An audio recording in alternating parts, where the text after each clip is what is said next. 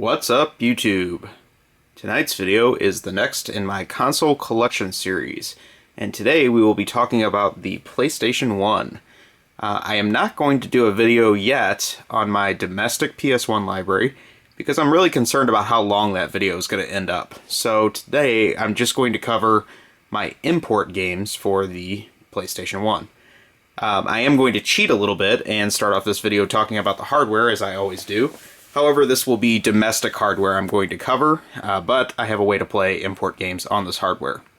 So as you can see in the background here is my original PlayStation box for my 1001 series PlayStation. I actually bought a PlayStation very soon after they came out. I think I bought it in, I want to say late 96 or early 97, I'm not positive which. Got it at a store that actually went out of business, if anyone remembers the old store Service Merchandise. And somehow I got a deal on it where they let me call it a toy, and I got 20% off based on some coupon, which pretty much made it the cheapest way to buy a PlayStation system of anywhere in town. So I jumped on it, saved up my money for my first job, and bought the PlayStation. So I will show my 1001 series PlayStation. This is how I originally played import games. You can get a converter that plugs into the expansion slot if you have one of these early PlayStations. The later ones don't have that slot. And it has a kind of a goofy way that uses a spring that mounts in there to stop the disc. Probably not really ideal or good for the system, but that's how I originally played my import games on the PS1. Today I still play these games, but I don't use this system anymore. I have a more updated PS1 system, but I also have a Japanese PS2 system that's dedicated hardware, and I can just play all these PS1 games on that Japanese PS2. So, that being said, this PS1 doesn't really get much use anymore, but it's kind of a nice relic to keep around. You can see that this is a 1001 series because it has the parallel port, the serial port, the separate AV inputs, the AV multi-out, and the power plug. They really loaded the inputs on the original one, and then cost-cutting started taking out these first, then I believe this port came out, then this port came out, and the later ones only had these two, so very much limited the amount of stuff you could hook up to it. But if you have one of these early PlayStations, you can hook a converter box thingy in there. I think it works like a Game Shark too, but I never really used those functions. So that being said, that is my US PS1 hardware, and it is enabled to play imports. So let's get on to some of the games. The first one of these is a very obscure puzzle game. It's a good one. This was an arcade game, and it was developed by Seibu Kaihatsu, who is better known as the developer of the Ridin series of shooting games. And this game roughly translates to Battle Balls. It has a much longer... Yeah, it's not even on the side of the spine, but it has a much longer title if you want to search for that. Most people just know this game in the US as Battle Balls. But very cool puzzle game, kind of unique. A nice little spin on the falling block puzzle game type thing going on, and highly recommended. There was actually a repress of this game too, but this is the first print of the game. The next one of these is one that I recommend to everyone, and I have gotten probably, I would say, 5 more copies of this game sold over the years. This was part of the Simple 1500 series, so you can still get this game pretty cheap. And this is a straight port of the PC Engine game The Cameraman, or Photo Boy, as most people would know it. This game is really wacky. You you walk through the streets, taking photos of unique situations. You have this very stereotype American character named David Goldman, I think is his name, and his boss is at the newspaper company, and he pays him based on the quality of his photos. So you have a goal of how much you have to earn per stage to pass the level based on your boss's criteria. Really wacky game, tons of fun, and again, this version of it is exactly the same as the PC Engine. They didn't add any enhancements, and it is much, much cheaper than buying the PC Engine version. So I highly recommend picking this game up. It's a lot of fun. There's also a sequel on the Japanese PS2, which is good, but not quite as good as the original. The next one of these is the game that was released in the US as Castlevania Chronicle. This one has a very long title for Japan. I'll just let you take a look at that. Oh, it actually says Castlevania Chronicle on there too, but Anyways, this was the Castlevania game that was originally released on the Sharp X68000 computer, and it was the only way to get the game until this came out much, much later, I guess about 15 years later. Excellent Castlevania game, you know, it plays like the classic NES 8-bit style, but with better graphics, and very, very fun, some nice creative levels. Highly recommend getting this one. I have the US version of this now, but at the time I bought the import, because at the time when this was released, there was really pretty strong thought going around that there was not going to be a US version of this. So Konami actually surprised us a little bit later and it came out here, but either way, I'm glad I have the original import because the artwork's better and it's a pretty cool package. The next one I have is Fantastic Pinball. Yes, not Fantastic Pinball, Fantastic Pinball. It is pretty fantastic, actually. It's a good game. This is another oddball game. You know, I talked about that puzzle game developed by a shooter developer. This is a pinball game developed by a shooter developer, Technosoft, who normally made the Thunder Force series. You can get this game on the PS1 or Saturn. It's a very colorful pinball game. I wouldn't say it's as good as like a Devil's Crush or Alien Crush, but it is pretty good if you like home pinball games. And this one I think you can still get pretty cheap. I haven't looked at the prices on this lately, but it used to be pretty good price. The one thing I would say about this is it has a cracked case, and that really sucks, because some of these Japanese PS1 games came in these proprietary cases that you can't get a replacement cover for. So, unfortunately, I have to deal with a cracked case on this one.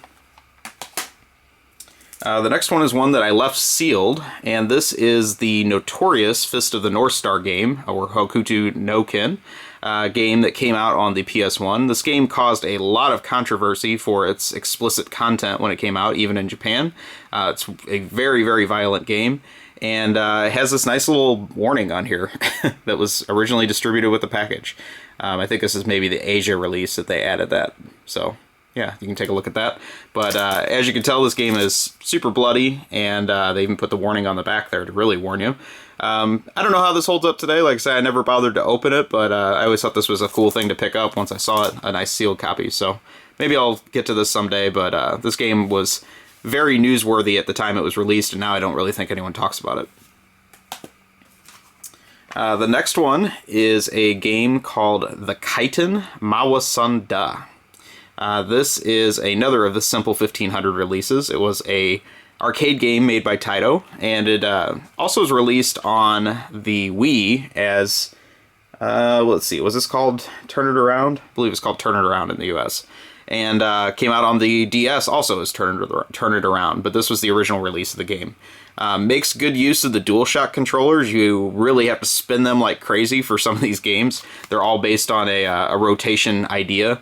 They're basically micro games. Most of the games in this last about 30 seconds long, and there's only 20 games included in the pack. So most people would consider this pretty skimpy today, but at the time of its release, it was a good creative concept. I had good fun with this when it came out.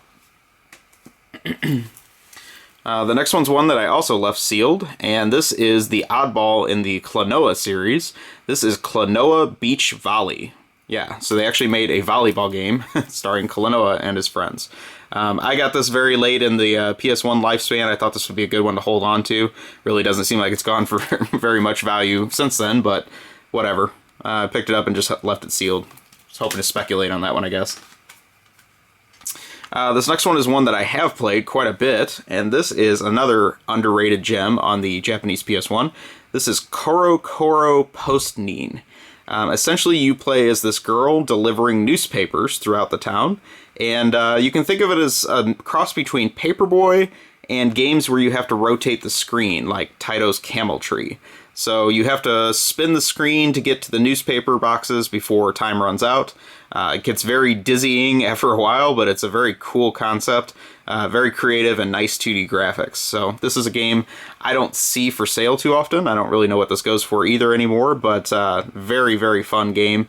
I found this on a forum I was in back, I don't know, 15 years ago when this game came out. So normally probably wouldn't have known about this game otherwise, but I can highly recommend this game. The next is a part of the Mr. Driller series that we did not get in the US. This is Mr. Driller G, or Mr. Driller Great. Great entry in the series. It's more advanced than the Mr. Driller we did get in the US. Came out a little bit later. Has some nice variety, including kind of a adventure RPG mode, and very, very colorful graphics. Has 6 playable characters, including Dig Dug, who is Mr. Driller's father. And if you like Mr. Driller, I can highly recommend this one. It's very fun and a really colorful game. Next is an entry in the Namco Museum series that we did not get in the US. This is called Namco Museum Encore. So this came out after the 5 releases in the Namco series that we did get on the US PlayStation. And this has some pretty exciting games on it that they should have considered for release here. So the most notable of these is it has Rolling Thunder in arcade perfect form, Dragon Saber, which was the little-known sequel to Dragon Spirit. It's a great shooter. It has Sky Kid, which some people know because it came out on the US NES. And it has some other stuff on it like Motos, which is a very cool, unique game. Kind of an action puzzle game from the mid-'80s. So this was a missed chance that we didn't get this one in the US, but very cool release, and highly recommended if you like those Namco Museum Series games. Next one is Night Striker. This was a kind of unheralded Taito arcade game. Very fast, I don't know, unique into-the-screen type racing game. The graphics were very advanced for their time, I'm sure. This was pretty exciting in the arcade. Now it would be considered very dated, but nice little package. And this also came out on the Japanese Saturn, and I believe it might be on some of those Taito collections on the Japanese PS2. I'd have to check. One thing that a lot of these Taito arcade games were handled for home conversions by this company. I believe they're now out of business, but they did a great job. The company is called Ving, and they released games on the PlayStation, Saturn, FM Towns Marty even. A lot of great conversions that may have otherwise not come out on these home consoles. Next is a shooter, and it is by the company Takumi, who made games like Giga Wing and Mars Matrix. This is their game Night Raid, and this game actually came out after Giga Wing and Mars Matrix, so I expected some pretty good things. However, I don't know how well you can see the graphics, but they are incredibly blah, and the game is nowhere near as fun as either of those games. So this was a pretty big disappointment when I got this. I don't, again, know what this goes for now. I bought this a long time ago, but I would say it's a very average shooter. Next one is another of the Namco arcade light gun games. This is a great one that we didn't get in the US called Bath Youn. And very cartoony, fun, has these 2 characters in it and a whole series of mini games. Probably closest thing you would relate this to would be the Point Blank series, of course. But this is a little bit more creative. It's got a nice little horror theme going, and it's a lot of fun. So I recommend this one. The next one is Ori no Ryori, and this is a Japanese cooking game, I guess. It's a very interesting, unique use of the DualShock controller. You have to do a lot of cooking mini games to, I don't know, beat the clock, that kind of thing. It was almost like Cooking Mama, but a few years ahead of time, I guess would be the best way to put this. This is the re-release of the game, and they came out with some of these first-party Sony games in re-release cases. So they're in these very thin cases, which is kind of ugly. But it does have the full version of the game, and it was a cheap way of picking this game up. This game is a little bit difficult with the language barrier, but still is some pretty good arcade action fun. This next one is one of my all-time favorite Japanese exclusives, and this is Pepsi Man. Pepsi Man is a great mascot that we did not get in the US, and this is a lot of fun. Very basic graphics. You just basically run into the screen as forced scrolling stages, and there are some intermissions with a fat American who loves drinking Pepsi. So I don't really know why. I guess he was part of the commercial series in Japan, but very wacky fun, and this is the superhero that we need in the US that we never got. So very cool release here. I don't care if it's just an advertisement for Pepsi, but it's a lot of fun to play that game. Next one is Tytos Pop Pop, and I do have this now in a Taito Memories collection. Very cool game. It was kind of a cross between Bust-A-Move and Space Invaders, so it has a pretty good cast of Taito characters in it. A couple of the more unique ones, or more obscure ones, along with some of the big star characters. But essentially you pop these balloons that come up in straight lines, and it has kind of a Space Invaders type of feel to how it plays. So very cool update, and some nice colorful artwork on that one. The next one of these is Power Rangers Pinball, and I got this a long time ago because I couldn't find the US version. Since then I've now found the US version, but the artwork on the Japanese one's actually a lot cooler. And this was a part of the pinball series of games that were created by the developer Kaze. But this one is probably their most basic one because it's, I guess, intended for children who are going to like Power Rangers. So the play is kind of dumbed down a little bit. It doesn't have that extreme pinball sim feel that most of their other releases have. So this one's kind of average. I don't know. I guess if you can pick this up cheap, it's worth a look. The US version of this is very rare. It's one of the probably the tougher games to get on the system, though. The next one is Ridin DX. So we got the Ridin project in the US that had Ridin 1 and 2. And this is I guess it's a deluxe version of Part 2. It's very enhanced. I like it a lot better. I don't know. I really couldn't explain everything they tweaked over the original release, but it is a lot of fun to play, and I would reach for this quicker than I would reach for the Ridin project. If you like those shooting games, this is one you really can't miss. And very nice graphics in this. It looks great. They did a nice job on this. This was a budget release, so I don't really know what it goes for anymore, but this was pretty cheap for me to pick up at the time. The next one's one that I do have the US version of now. It's kind of the same thing. I found the Japanese one first. And this is Tyto's very underrated racing combat game called Ray Tracers. The best way to describe this game is it's essentially Chase HQ with a 3D update. I don't really know why they didn't keep the Chase HQ name, but this is it's a lot of fun to play. Graphics are a little bit basic in it, but overall, nice fun game to play, and you can get a US version of this if it's easier for you to find.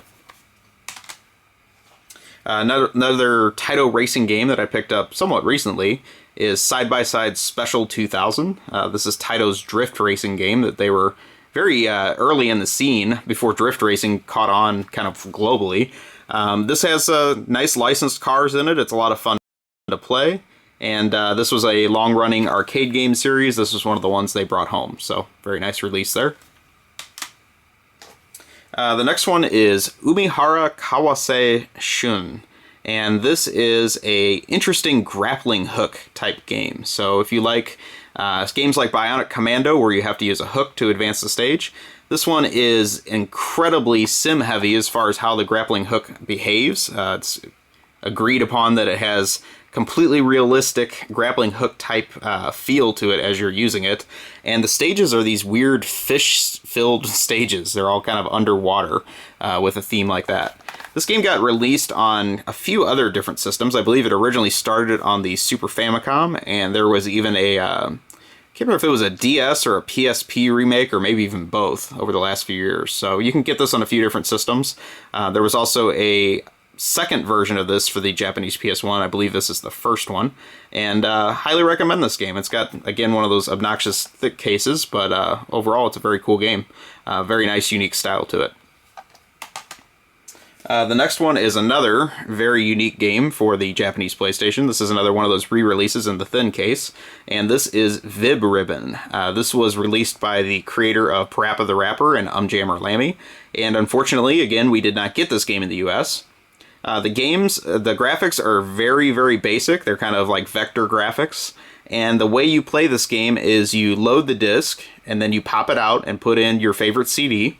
And then the stage develops based on the beats of the CD that you put in. So the game is infinitely playable because no matter how many CDs you have in your collection, the game plays differently. So very, very creative game. Totally a bum deal that we didn't get this game in the US. I know they talked about it, but the plug got pulled on it, and a highly recommended piece of any Japanese PS1 collection. And the last thing I have in my Japanese PS1 collection is Zank X Zank, or also known as Zank Neo. This was one of the very last games developed by one of my favorite shooting developers, Compile, and it was kind of their farewell. They came up with an all-new 3D version of Zank for this release. I shouldn't say 3D, it's still a 2D playing game with some 3D effects. And then it also has the original Zank in it from the Famicom, and some enhancements to that as well. Very pretty game, nice graphics for the PlayStation, and this is pretty expensive, I believe. It was a somewhat late release in Japan. I don't really think they made very many of these because Compile was on their way out. But I can recommend this. It's a great shooter and highly underrated. So that pretty much does it for my Japanese PS1 collection. I would like to make a video on my US PS1 collection, but it is so vast that I think it would be a very long video. So you can leave me a comment if you still would like to see that. I can work on that soon. And hopefully you like this video. If there's any other Japanese import PS1 games you feel I need in my library, let me know. I'm always happy to add more games for that system. So please take a moment, like, comment, subscribe, let me know what you think, and have a great day wherever you are. I will talk to you soon.